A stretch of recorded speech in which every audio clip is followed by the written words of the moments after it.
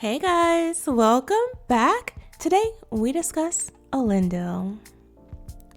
Elendil is probably most well known by fans of the original Lord of the Rings films as a man who forged the last alliance of elves and men against Sauron in Middle-earth, father of Isildur and respected ancestor to Aragorn.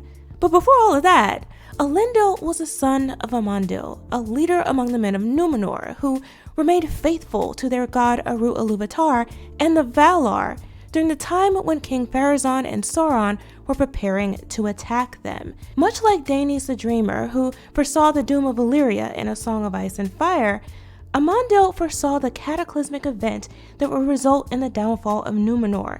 He urged his sons to lead their people to safety, which they did. The downfall of Númenor saw Elendil flee with his sons and others of the faithful to Middle-earth, and Amandil was not heard from again, but the survival of the exiles, led by Elendil, suggests his prayer was in some way answered. Et arelo, indarena utulian, sinome maruvan arhildenyar, ten, embarmeta. Out of the great sea to Middle-earth I am come. In this place will I abide and my heirs until the ending of the world. The survivors founded the kingdoms of Arnor and Gondor, and Elendil became the first High King of both.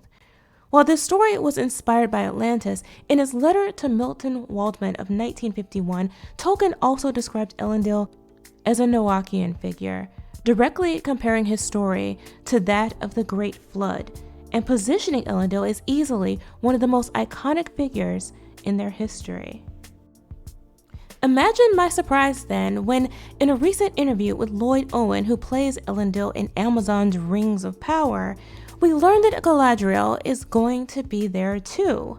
Here's the clip. Were there any scenes that still resonate with you, even after filming? Oh, so many. I mean, just being on that ship with the opening line to her, which for me was one of the Eldar on board my ship. Strange tides indeed.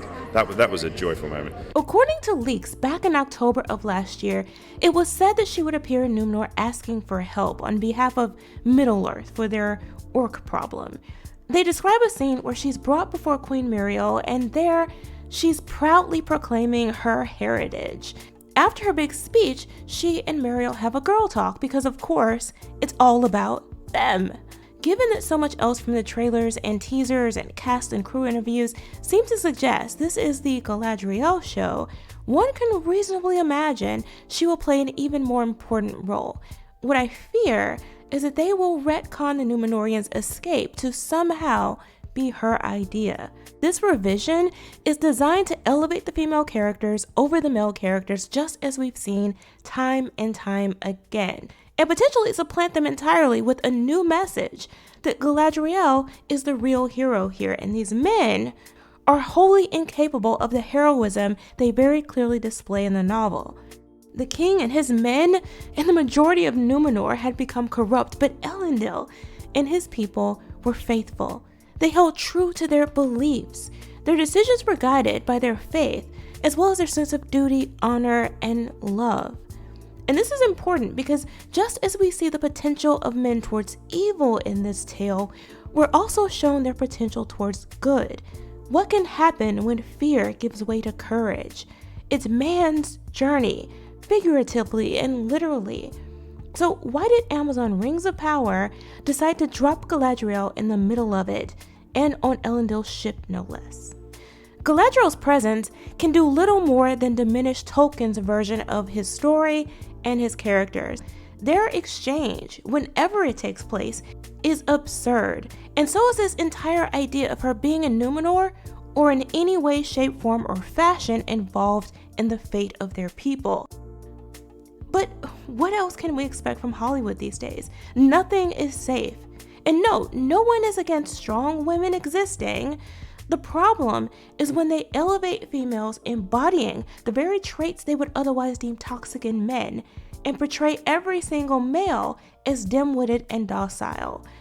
I don't know who this stuff is supposed to be for, but as a member of the quote-unquote modern audience, it's definitely not me. But hey, those are my thoughts. Let me know what you guys think in the comments below. Thanks for watching. Remember to like, comment, share, and subscribe, and I'll see you next time.